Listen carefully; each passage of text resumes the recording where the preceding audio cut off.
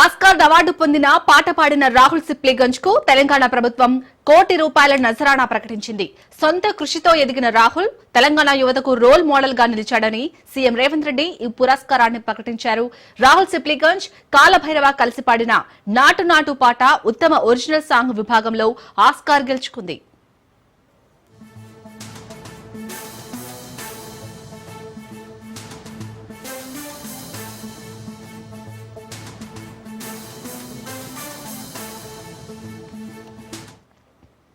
ఇటీవల తెలంగాణ ప్రభుత్వం Gaddar film awards Telugu సినిమాలోని ప్రతిభను అలాగే భారతీయ సినిమాలో జీవితకాల విజయాలను గుర్తించేందుకు అవార్డులను అందించింది. అయితే ఈ అవార్డుల ప్రదానోత్సవం సందర్భంగా సీఎం రేవంత్ రెడ్డి రాహుల్ సిప్లీగంజ్ పేరును ప్రత్యేకంగా ప్రకటించారు. ఆయన గద్దర్ అవార్డుల వేదిక మీదనే హైదరాబాద్ లోకల్ కుర్రాడైన రాహుల్ సిప్లీగంజ్ కు ప్రత్యేక అవార్డు ఏదైనా ఉంటే ప్రకటించాలని డిప్యూటీ సీఎం భట్టి విక్రమార్కను ఆదేశించారు. ఈ క్రమంలో తాజాగా సింగ్ రాహుల్ కి బోనాల పండుగ సందర్భంగా ₹1 కోటి నగదు పురస్కారాన్ని తెలంగాణ ప్రభుత్వం ప్రకటించింది.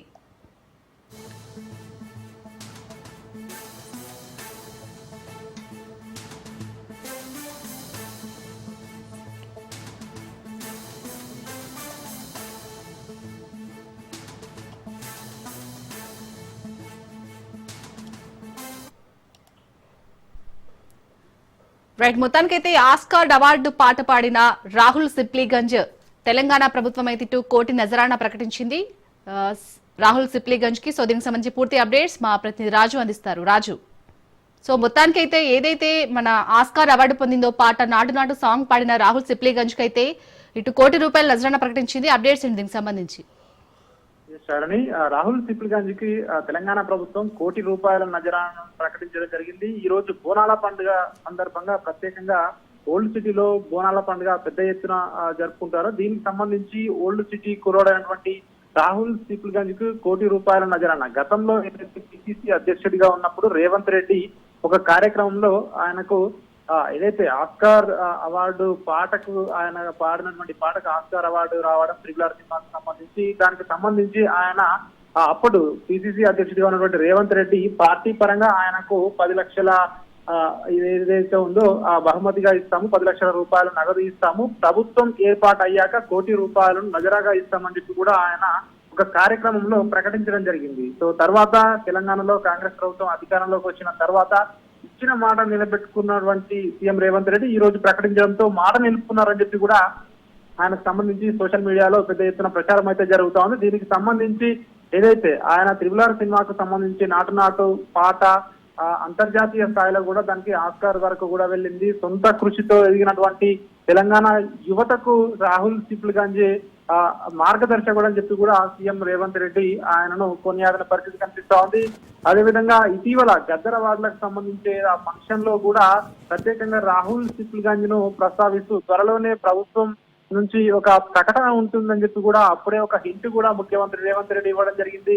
ఏదైనా ప్రత్యేక అవార్డు ఉంటే కూడా రాహుల్ సిప్లీగంజ్ కి ఇవ్వాలని చెప్పి కూడా ఆ యొక్క సభలో ముఖ్యమంత్రి రేవంత్ రెడ్డి నిర్వాహకులను కోరినటువంటి పరిస్థితి కనిపిస్తా ఉంది. ఏదేమైనప్పటికీ గతంలో ఇచ్చిన ఏదైతే రేవంత్ రెడ్డి మాట ఇచ్చారో ఆ మాటకు కట్టుబడి ప్రభుత్వం ఏర్పడిన తర్వాత ఆయనకు ₹1 కోటి ప్రోత్సాహకంగా ఇచ్చినటువంటి పరిస్థితి కనిపిస్తా ఉంది. ఈ రోజు బోనాల పండుగ సందర్భంగా ఓల్డ్ సిటీలో ఉన్నటువంటి ఏదైతే రాహుల్ సిప్లీగంజ్ కి ఈ యొక్క ₹1 కోటి నజరానా ప్రకటించడం ఏదైతే ఉందో దీనికి సంబంధించి హర్షాతిరేకాలు అయితే వ్యక్తమవుతున్నటువంటి పరిస్థితి కనిపిస్తా ఉంది. రాజు, మరి ఇప్పుడు ఈ రోజు ఓల్డ్ సిటీలో మీరంటూ బోనాల పండుగ, అదే రోజు ఓల్డ్ సిటీ అబ్బాయి రాహుల్ సిప్లీగంజ్ కి ఇటు ప్రభుత్వం ₹1 కోటి నజరానా ఇవ్వడంపై అటు ఓల్డ్ సిటీ అభిమానులు కానీ ప్రజలు కానీ అలాగే రాహుల్ సిప్లీగంజ్ అభిమానులు ఏమంటున్నారు? ప్రధానంగా రాహుల్ సిప్లీగంజ్ అభిమానులు సోషల్ మీడియాలో అయితే పెద్ద ఎత్తున పోస్టులు అయితే పెడతా ఉన్నారు. ఓల్డ్ సిటీ ఏదైతే చిన్నప్పటి నుంచి కూడా ఓల్డ్ సిటీలో ఆయన తన కుటుంబం కానివచ్చు చాలా కింది స్థాయి నుంచి కష్టపడి ఈ రోజు తను ఈ స్థాయికి వచ్చాడో అన్ని కూడా ఓల్డ్ సిటీ నుంచి ఆయన ఎదిగానని చెప్పేసి కూడా ఆయన సన్నిహితులు కావచ్చు తన మిత్రులు కావచ్చు సోషల్ మీడియాలో ఆయనకు అభినందనలు వెల్లువెత్తుతా ఉన్నాయి. మరొక వైపు ముఖ్యమంత్రి రేవంత్ రెడ్డి కూడా గతంలో ఇచ్చిన మాట ఏదైతే నిలుపుకున్నారో సో అదేవిధంగా ఇచ్చిన మాట నిలుపుకోవడం, అదేవిధంగా కష్టపడి సొంతంగా ఎవరైతే తన కాళ్లపై నిలబడి ఇంత స్థాయికి ఎదిగినటువంటి రాహుల్ సిప్లీగంజ్ కూడా ఇటు అభినందనలు అయితే వెల్లువెత్తినటువంటి పరిస్థితి కనిపిస్తా ఉంది. ఇంకా రాబోయే రోజుల్లో ఆయన ఉన్నత స్థానాలకు ఎదగాలని చెప్పి కూడా ఆయనను ఆకాంక్షిస్తూ సోషల్ మీడియాలో పోస్టులు అయితే పెడుతున్నటువంటి పరిస్థితి కనిపిస్తా ఉంది. Right, thank you Raju. YCP MP Mithun రెడ్డిని సిట్ అధికారులు విజయవాడ ఏసీబీ కోర్టులో హాజరుపరిచారు. న్యాయస్థానంలో మిథున్ రెడ్డి అరెస్ట్, లిక్కర్ కేసుపై వాదనలు కొనసాగుతున్నాయి. సిట్ తరపున వాదనలు న్యాయవాది కోటేశ్వరరావు, మిథున్ రెడ్డి తరపున న్యాయవాది నాగార్జునారెడ్డి వాదనలు వినిపిస్తున్నారు. మిథున్ రెడ్డికి రిమాండ్ విధించాలని న్యాయస్థానాన్ని సిట్ కోరుతోంది.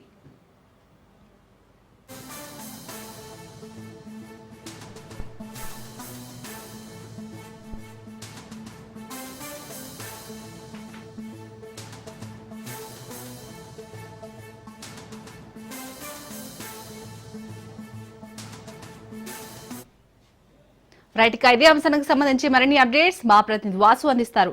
వాసు, మొత్తానికైతే ఇటు మిథున్ రెడ్డికి రిమాండ్ విధించాలని అయితే ఇటు న్యాయస్థానాన్ని సిట్ కోరబోతోంది. సో రిమాండ్ విధించే అవకాశం ఏమైనా కనిపిస్తుందా? Thank you Shalini. ఏసీబీ కోర్టులో కొద్దిసేపటి క్రితమే మిథున్ రెడ్డిని హాజరుపరిచారు. అయితే కీలకంగా 300 పేజీల ఛార్జ్ షీట్ని కూడా దాఖలు చేయడం కూడా జరిగింది. కోర్టులో నమోదైన కేసులో కూడా మిథున్ రెడ్డిని ప్రస్తుతం ఇక్కడ సిట్టు ప్రత్యేక బృందం కూడా విచారిస్తోంది. సిట్టు ప్రత్యేక బృందం విచారం కానీ ఇప్పటికే మిథున్ రెడ్డి కూడా వైద్య పరీక్షల అనంతరం కోర్టులో హాజరుపరచడం కూడా జరిగింది. అంటే ఇదే కాంప్లెక్స్ లోని ఏసీబీ కోర్టులో మిథున్ రెడ్డిని హాజరుపరిచారు కొద్దిసేపటి క్రితమే. అయితే దీంట్లో మనం ప్రధానమైన అంశాలను చూసుకుంటే కనుక చాలా కీలకమైన అంశాలను కూడా మనకి సిట్ అధికారులు చర్చించడం కూడా జరిగింది. దీంట్లో కీలకమైన అంశాల్లో కూడా జగన్ పేరుని ప్రధానంగా ప్రస్తావించడం కూడా జరిగింది. దీంట్లో మిథున్ రెడ్డి పైన క్రైమ్ నెంబర్ 21/2004 మంగళగిరి PS లో కేసు నమోదు చేశారు. IPC 420, 409, 384, 120B, 201, రెడ్ విత్ 34, 37 అవినీతి నిరోధక చట్టం సెక్షన్ ప్రకారం కూడా కేసు నమోదు చేయడం కూడా జరిగింది. దీంట్లోనే సెక్షన్ 7, 7A, 8, 12, 13/1, B 13/2 సెక్షన్ ప్రకారం అరెస్ట్ చేస్తున్నట్లుగా పోలీసులు ప్రకటించారు. గతంలోనే పలువురు నిందితులను అరెస్ట్ చేసి సిట్ అధికారులు కూడా అరెస్ట్ చేశారు. అయితే మద్య కుంభకోణం కేసులో కూడా ఛార్జ్ షీట్ దాఖలు చేయడం కూడా జరిగింది. ఛార్జ్ షీట్ లో జగన్ పేరుతో కూడా పలు అంశాలను సంబంధిత వివరాలను మద్యం కుంభకోణం కేసులో ఎలా చేతులు మారాయి అన్నది శాస్త్ర సాంకేతిక పరిజ్ఞానం ప్రకారం ఆధారంగానే వివరించడం కూడా జరిగింది. అంటే కీలకమైన శాస్త్ర సాంకేతిక పలు చోట్ల అంశాలను ప్రస్తావించడం కూడా జరిగింది శాలిని. అయితే మరికొద్దిసేపట్లో కూడా దీని ప్రకారం అంటే కేసు విచారణ అనంతరం కూడా మిథున్ రెడ్డిని కోర్టు నుంచి జిల్లా జైలు కూడా తరలించినారు. అనంతరం మిథున్ రెడ్డి పైన PT వారెంట్ వేసి మరికొన్ని వివరాలు సేకరించి కీలకమైన నిందితులు ఎవరైతే ఉన్నారో వాళ్ళందరినీ కూడా అరెస్ట్ చేసేందుకు కూడా రంగం సిద్ధమవుతోంది Shalini. Right, thank you Vasu. Nalgonda జిల్లాలో స్థానిక సంస్థల ఎన్నికల బరిలో నిలిచేందుకు యువత సిద్దమవుతున్నారు. ప్రధాన పార్టీలైన కాంగ్రెస్, బీఆర్ఎస్ ల నుంచి బరిలో నిలిచేందుకు ఒక ప్రణాళికాబద్దంగా అడుగులు వేస్తున్నారు. సమాజ సేవయే ధ్యేయంగా తాము రాజకీయాల్లో అరంగేట్రం చేశామంటున్నారు. దేశ భవిష్యత్తు యువకుల చేతుల్లో ఉందనే విషయాన్ని ప్రతి రాజకీయ పార్టీ గుర్తించి యువతకు పెద్దపీట వేయాలని విజ్ఞప్తి చేస్తున్నారు. NIIT చదివి పెద్ద ప్యాకేజీ ఆఫర్ వచ్చినా వదులుకొని సమాజానికి సేవ చేయాలనే సంకల్పంతో రాజకీయాల్లోకి అడుగు పెడుతున్నారు అభిషేక్ నాయక్. నల్గొండ జిల్లా కొండమల్లేపల్లికి చెందిన అభిషేక్ నాయక్ తో మా ప్రతినిధి పుల్లారావు ఫేస్ టు ఫేస్. త్వరలో జరగనున్న స్థానిక సంస్థల ఎన్నికలకు సంబంధించేసి బరిలో నిలిచేందుకు ఆశావాహుల సంఖ్య మాత్రం భారీగా కనపడుతూ ఉన్న పరిస్థితి ఉంది. ముఖ్యంగా ఉమ్మడి నల్గొండ జిల్లాను తీసుకున్నట్లయితే ఉమ్మడి నల్గొండ జిల్లాలో అధికార కాంగ్రెస్ పార్టీ నుండి అదేవిధంగా ప్రతిపక్ష బీఆర్ఎస్ నుండి మాత్రం యువకులు బరిలో నిలిచేందుకు మాత్రం చాలా ఆసక్తి కనబరుస్తున్న నేపథ్యం అయితే కనబడుతుంది. ప్రస్తుతం మనం దేవరకొండ నియోజకవర్గంలో ఉన్నటువంటి మల్లేపల్లి వద్దకు రావడం జరిగింది. మల్లేపల్లి నుండి బీఆర్ఎస్ పార్టీ నుండి బరిలో నిలిచేందుకు ఇస్లావత్ అభిషేక్ నాయక్ చాలా ఎక్కువ ఇష్టం చూపిస్తున్న పరిస్థితి ఉంది. ప్రస్తుతం ఇస్లావత్ అభిషేక్ నాయక్ మనతో ఉన్నారు.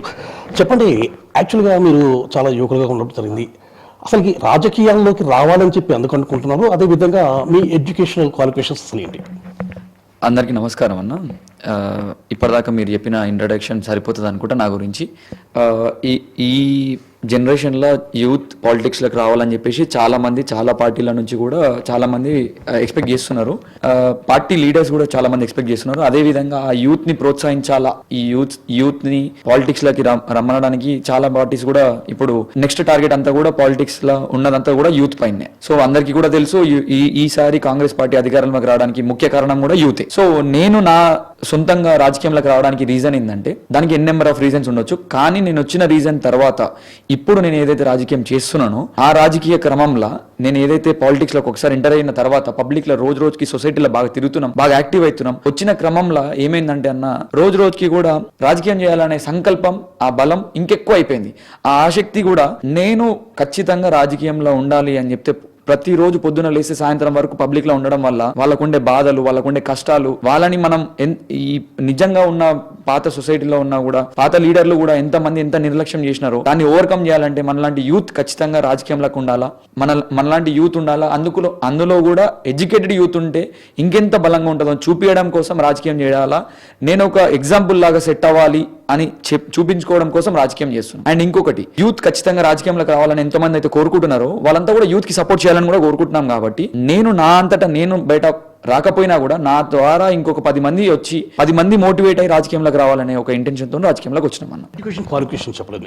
నా ఎడ్యుకేషన్ క్వాలిఫికేషన్ ఏంటంటే అన్న, I completed my NIT in Raipur Chhattisgarh as a chemical engineer. నేను NIT లో కెమికల్ ఇంజనీరింగ్ కంప్లీట్ చేసిన. నేను ఆ తర్వాత ప్లేస్మెంట్స్ వచ్చినాయి నాకు. HPCL లో, ONGC లో నేను ప్లేస్మెంట్స్ కూడా కూర్చోవడం జరిగింది. ఆ కూర్చునే క్రమంలో నాకు ప్లేస్ అయినా నాకు ఒక మంచి ప్యాకేజ్ వచ్చింది. But I rejected. నాకు ఒక మోటివ్ ఏముండే అంటే I should be in politics. నేను పాలిటిక్స్ లో ఉండాలా, నా ద్వారా నేను ఒక్కరిని సంపాదించుకొని నేనేదో జాబ్ చేసుకుంటే నేను ఒక్కరిని సంతోషంగా బతకొచ్చు. నేను నా కోసం నేను బతకాలని అడిగలేను. నా ద్వారా ఒక 10 మందికి నేను ఒక ఎగ్జాంపుల్ లాగా ఉండాలి, నేను ఒక 10 మందికి హెల్ప్ఫుల్ గా ఉండాలని అనుకున్నా. కాబట్టి నేను సొసైటీలో ఉండాలనుకుంటున్నా. కాబట్టి నేను నా వ్యక్తిగతాన్ని కోల్పోయి ప్రజల జీవితంలోకి ఉండాలని చెప్పేసి ప్రజల జీవితంలోకి రావడం జరిగింది. ఐ కంప్లీటెడ్ మై NIT అన్న. ఓకే, అభిషేక్ నాయక్ అనే పర్సన్ గతంలో కాంగ్రెస్ పార్టీలో చాలా యాక్టివ్ రోల్ పోషించాడు. సో అలాంటి అభిషేక్ నాయక్ ఎందుకు కాంగ్రెస్ పార్టీని వదిలి BRS లోకి రావాలని చెప్పాను? దానికి చాలా రీజన్స్ ఉన్నాయన్న. నేను ఇంతకుముందు కూడా చాలా మందికి చాలా చెప్పిన. సో ఇప్పుడు నేను మీకు కూడా ఒకసారి మళ్ళీ కూడా చెప్పుకుంటా. నేను ఇంతకు ముందు కాంగ్రెస్ పార్టీలో కాంగ్రెస్ మండల పార్టీ యువజన అధ్యక్షుడిగా ఉండే, యూత్ కాంగ్రెస్ ప్రెసిడెంట్ కొండమల్లిపల్లికి ఉండే. నేను ఆ పాత్రని కూడా బలంగా పోషించిన. ఆ పోషించిన పాత్రని కూడా నా అవసరం పార్టీకి లేదని చెప్పేసి పార్టీ పెద్దలు చాలా మంది కూడా నేను యాక్టివ్ అవుతున్నా, రోజు రోజుకి యాక్టివ్ అవుతున్నాడు, పబ్లిక్ లో స్ట్రాంగ్ అవుతున్నాడు అనే ఒక రీజన్ అయి ఉండొచ్చు. వాళ్ళకి ఏం రీజన్ ఉందో నాకు తెలియదు. కానీ నన్ను ఆ పార్టీ నుంచి నాకు ఒక షోకాస్ నోటీస్ కూడా లేకుండా నన్ను ఆ పోస్ట్ నుంచి తొలగించడం జరిగింది. ఆ తొలగించిన క్రమంలో నేను అప్పటికి కూడా నా ప్రయత్నం నేను చేయడానికి, నేను ఆ పార్టీలో ఉండడానికి ప్రయత్నం చాలా చేసిన. ఆ పార్టీలో నేను చాలా పెద్ద సీనియర్లను కూడా కలిసి నాకు జరిగిన అన్యాయం గురించి మాట్లాడడానికి. బట్ ఎవరు కూడా ఎప్పుడు కూడా స్పందించలేదు. నాకు జరిగిన అన్యాయం వినడం, నాకు జరిగిన అన్యాయానికి న్యాయం చేయడం కాదు కదా, వినడానికి కూడా సిద్ధంగా లేరు. కాబట్టి నేను ఆ రోజు డిసైడ్ అయినా, ఉంటే జనాల మధ్యలో ఉండాలా, లేకపోతే BRS లో ఉండాలా. ఇంకొక విషయం, యాక్చువల్గా అంటే కాంగ్రెస్ పార్టీలో సరైనటువంటి ప్రాధాన్యత లభించట్లేదు అన్న విషయం అయితే ఉంది. ప్రజలుగా BRS పార్టీలో జాయిన్ అయ్యారు. మరి BRS పార్టీలో మీకు అనుకున్నట్టు ప్రాధాన్యత ఇస్తున్నారు? అన్న, ఇప్పుడు ఎవరు కూడా ముందు నుంచే మనము హార్డ్ వర్క్ చేయండి పార్టీలో మనకి గుర్తింపు రావాలని కోరుకోవడం కూడా మన తప్పు. హార్డ్ వర్క్ చేసినాం కాబట్టి గుర్తింపు రాలేదని కాంగ్రెస్ లో మనం బాధపడ్డాం. నేను ఇప్పుడు గుర్తింపు నాకు దొరుకుతుందా లేదా అనేది రేపు స్థానిక సంస్థలలో తెలుస్తుంది. నేను ఇప్పుడు హార్డ్ వర్క్ అయితే చేస్తున్నా. నేను హార్డ్ వర్క్ చేసి నేను పని చేసి అడుగుతా టికెట్. నేను అడగాలనుకుంటే పని చేసి అడుగుతా. పని చేయకుండా నాకు టికెట్ రావాలా, నాకు గుర్తింపు రావాలని నేను అడగడం కరెక్ట్ కాదు. సో నేను హార్డ్ వర్క్ చేస్తున్నా. దాన్ని పార్టీ, మా నాయకుడు రవీందర్ కుమార్ గారు, ఆ పైన ఉన్న KTR గారు గుర్తించి మాకు ఏమైనా అవకాశం ఇస్తే పోటీ చేయడానికి సిద్ధంగా ఉన్నాం. నాకు గుర్తింపు దొరికిందా లేదా అనేది ఆ రోజు తెలుస్తుంది. నేను చేసే హార్డ్ వర్క్ కి, మనము హార్డ్ వర్క్ చేస్తున్నామంటే, ఒక పని చేస్తున్నామంటే ప్రతిఫలం ఆశిస్తారు. దానికి మేము కూడా ప్రతిఫలం ఆశిస్తున్నాం. ఖచ్చితంగా రేపు మాకు అవకాశం దొరికిందా లేదా BRS పార్టీలు అనేది రేపు మీరు స్థానిక సంస్థల పరంగా మీరే చూడొచ్చు. NIT చేశారు, మంచి ప్లేస్మెంట్స్ వచ్చే అవకాశం ఉంది. కానీ పాలిటిక్స్ లోకి రావాలని చెప్పేసి ముఖ్య ఉద్దేశం ఏంటి? పాలిటిక్స్ లోకి వస్తే మీరు ఏం చేయగలరు అని చెప్పి మీరు భావించి ఈ విధంగా రావడం? మేము ఇప్పుడు ఏదైతే పాలిటిక్స్ లోకి రావడానికి ఉద్దేశాలు చాలా ఉండొచ్చు. నేను దాంట్లో కొన్ని మీకు మాత్రం చెప్పగలుగుతా. నేను రాజకీయం చేయాలనుకున్న రోజులల్లో నేను ఒక స్టూడెంట్ని. నేను ఎప్పుడైతే బీటెక్ చదువుతున్నానో ఆ రోజే నేను రాజకీయంలోకి రావడం జరిగింది. ఆ రోజు నాకు జరిగిన ఒక్క ఇన్సిడెంట్ వల్ల, అంటే నేను ఏదైతే ఒక పోలీస్ స్టేషన్, అప్పుడు నా ఏజ్ జస్ట్ 21 అన్నప్పుడు, నేను 21 సంవత్సరాలు ఉన్నప్పుడు నేను నా ఫ్రెండ్స్ తోని సరదాగా ఒక బర్త్డే చేసుకుంటే అక్కడ న్యూసెన్స్ క్రియేట్ అయిందని చెప్పేసి అక్కడ లోకల్లో పోలీస్ కానిస్టేబుల్స్ వచ్చేసి మమ్మల్ని పోలీస్ స్టేషన్ తీసుకోవడం జరిగింది. తీసుకోబోయే క్రమంలో మేము పొద్దున్న నుంచి సాయంత్రం వరకు పోలీస్ స్టేషన్లో కూర్చొని వాళ్ళని సార్ ఇది ఒక చిన్న కేసు, నేను ఒక ఎన్ఐటి గ్రాడ్యుయేట్ని, మేము కూడా కావాలని పబ్లిక్ని డిస్టర్బ్ చేయాలని జరిగింది, అక్కడ బాణసంచారా జరిగింది కాబట్టి దాన్ని మేము సారీ చెప్తున్నాం సార్, దానికి ఏదైనా పెనాల్టీ ఉంటే కూడా పే చేస్తాము, ప్లీజ్ సార్ ఇది మా లైఫ్కి సంబంధించిన విషయం, మమ్మల్ని కన్సిడర్ చేసి వదిలేయండి అని కూడా చాలాసేపు బతిమలడం జరిగింది. పొద్దు నుంచి సాయంత్రం వరకు కూడా ఇన్స్పెక్టర్ గారు లేరు, సర్కిల్ ఇన్స్పెక్టర్ గారు లేరు, స్టేషన్ హౌస్ ఆఫీసర్ SHO గారు లేరు అని చెప్పేసి మమ్మల్ని వెయిట్ చేయించి సాయంత్రం వరకు వెయిట్ చేయించినారు. ఇంకా ఇట్లయితే కుదరని పని అని చెప్పి పక్కన ఉన్న ఒక వ్యక్తి మాకు వచ్చి ఏమని చెప్పినారంటే, ఇక్కడ ఇట్లయితే వీళ్ళు వదలరు, ఏదైనా లీడర్ ఎవరైనా తెలిసిన వాళ్ళు ఉంటే పిలవండి, వాళ్ళు చెప్తే పంపిస్తారంటే అప్పుడు నాకు డైరెక్ట్ ఎవరితో పరిచయం లేదు. అప్పటివరకు మేము స్టూడెంట్స్ కదా సార్, మాకు ఎవరితో కూడా పరిచయాలు లేవు, మాకు ఏ లీడర్తో కూడా ఎప్పుడు ఏ అవసరం పడలేదు. కాబట్టి మేము అక్కడ ఉన్న ఎవరో ఒకరిని వాళ్ళ త్రూగా వెళ్తే ఆ లీడర్ని అప్రోచ్ అవ్వడానికి కూడా మేము ఒక 2-3 మధ్యలో పెట్టుకొని పోతే ఆ తర్వాత ఆ లీడర్ వచ్చి మాట్లాడితే జస్ట్ మీరు నమ్మరు సార్, ఒక 10 నిమిషాలలో బయటకు వచ్చేసినాం. 10 to 15 minutes మేము స్టేషన్ నుంచి బయటకు వచ్చినాం. ఆ రోజు నాకు అనిపించింది లైక్ ఆయన ఒక వైట్ షర్ట్ వేసుకొని వచ్చి ఆయన ఒక సరే ఆయన ఎడ్యుకేషనల్ బ్యాక్గ్రౌండ్ ఏముందో నాకు తెలియదు, బట్ మేము ఒక NIT గ్రాడ్యుయేట్స్ మేమంతా ఇట్లా ఉన్నాము, ఇంత ఎడ్యుకేషనల్ బ్యాక్గ్రౌండ్ ఉండి కూడా మేము పొద్దు నుంచి కన్విన్స్ చేయడానికి ట్రై చేస్తే కూడా పోలీసులు వినలేదు. బట్ ఆయన వచ్చిన ఒక 10-15 నిమిషాలలో పంపించినప్పుడు మేము అనుకున్నాం అసలు మాకు తేడా ఏంటిది, ఆయన రాజకీయం చేస్తున్నాడు, మేము రాజకీయం చేయట్లేదు, ఆయనకి ఇన్ఫ్లుయెన్స్ ఉంది, మాకు ఇన్ఫ్లుయెన్స్ లేదు, రేపు నేను ఒక జాబ్ చేసుకున్నా కూడా నాకు ఏ ఇన్ఫ్లుయెన్స్ కూడా క్రియేట్ కాదు, నా వ్యక్తిగతంగా నేను బతకాల్సి వస్తుంది. సో నేను ఆ రోజు ఫిక్స్ అయినాం సార్. ఆ రోజు మేము అనుకున్నాం రాజకీయంలోకి రావాలా, చదువుకున్నోడు రాజకీయంలోకి రావాలా, వస్తే ఎట్లాంటి మార్పులు చేయవచ్చు, అందులో యూత్ రావడానికి ఒక ఎగ్జాంపుల్ సెట్ చేయడం కోసం రాజకీయంలోకి వచ్చినాం సార్. ఆ ఒక్క పాయింట్ తోనే మేము రాజకీయంలోకి రావడం జరిగింది. దాన్ని ఇప్పటికి కూడా కొనసాగిస్తున్నాము, అదే స్టాండ్ పైన ఉంటాం, ఎట్ ద లాస్ట్ కూడా మేము అదే స్టాండ్ పైన ఉంటాం. యూత్ని ఎంకరేజ్ చేయాలి సార్ అని మేము మా విన్నపం. కష్టంలో ఉన్న వాడికి హెల్ప్ చేసిన, నేను పార్టీలో ఉన్న వాడికి హెల్ప్ చేయలే, నేను కష్టంలో ఉన్న వాడికి హెల్ప్ చేసిన, ప్రతి ఒక్కరి ఇంటికి వెళ్తా, నేను నాకు ఎవరితోనూ ఎట్లాంటి విరోధం లేదు, నేను ప్రతి ఒక్కరిని పలకరిస్తాను, ప్రతి ఒక్కరు నా అన్నదమ్ములు, దేవరకొండలో ఉన్న ప్రతి ఒక్క బిడ్డ, దేవరకొండలో ఉన్న ప్రతి ఒక్క అన్న, ప్రతి ఒక్క అక్క, ప్రతి ఒక్కరు కూడా నా ఇంట్లో మనుషులు. నేను ఎవరితోనైనా కూడా సత్సంబంధాలు అట్లనే మెయింటైన్ చేస్తాను. నేను కష్టం వచ్చిందన్నప్పుడు కదిలి వెళ్తా తప్ప ఇది మన పార్టీకి వచ్చిందా పక్క పార్టీకి వచ్చిందా అనేది నా ఇంటెన్షన్ కాదు. నేను 7 months నుంచి కూడా అదే సోషల్ సర్వీస్లో ఉన్నా, రేపు వద్దున కూడా ఇంకొక 10 సంవత్సరాలు అయినా కూడా నేను సోషల్ సర్వీస్లోనే ఉంటా. నేను ఎక్కడ కూడా నా పార్టీని ఎలివేట్ చేసుకుంటే ఎక్కడ కూడా పబ్లిక్లకు రాలేదు. నేను ఎప్పుడు వచ్చినా కూడా నా వ్యక్తిగతంగా నేను నాది అనుకుంటా వచ్చిన, నేను చేస్తున్న క్రమంలో నా పార్టీ నన్ను గౌరవించి, నా పార్టీ నన్ను గుర్తించి నాకు పెద్దపీఠం వేసింది. మా రవీందర్ కుమార్ గారు నాకు పెద్దపీఠం వేసి ఆయన పక్కన కూర్చోబెట్టుకొని నాకు ఎక్కడ కూడా ఆయన పక్కన నాకు స్థానం ఇచ్చిండు. కాబట్టి ఆయన కూడా కృతజ్ఞతలు తెలుపుకుంటున్నాము. ఆయన లేనిది నేను లేను, ఇది మాత్రం వాస్తవం.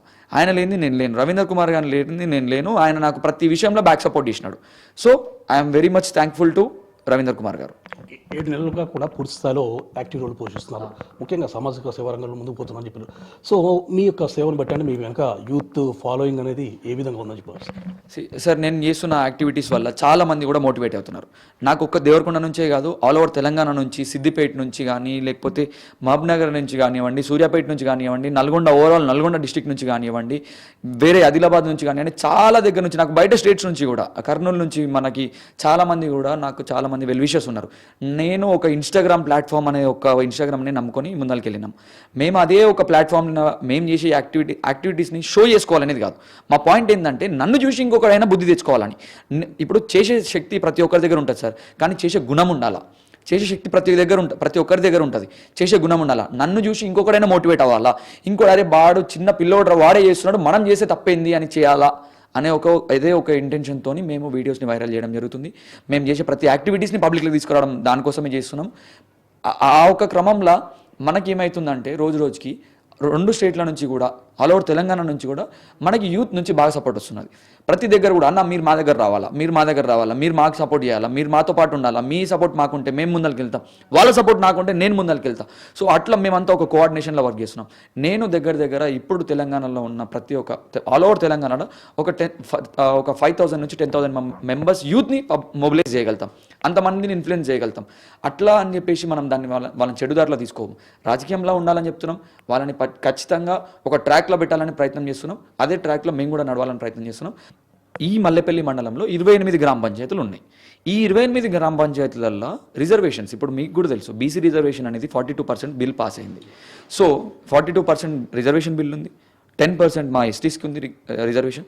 అయితే ప్రతి దగ్గర రిజర్వేషన్ ఉన్నట్టు యూత్కి కూడా ఒక రిజర్వేషన్ ఇవ్వండి, యూత్కి కూడా కొన్ని సీట్లు ఖచ్చితంగా కేటాయించండి.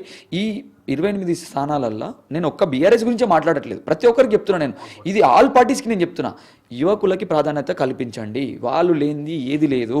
వాళ్ళు జెండాలు మోసుకుంటూ తిరుగుతారు. మీ ఫ్లెక్సీలు కట్టాలన్నా లీడర్లు వచ్చి కట్టరు. మీ ఫ్లెక్సీ కట్టాలన్నా కూడా మాలాంటి యువకుడే కట్టాలి.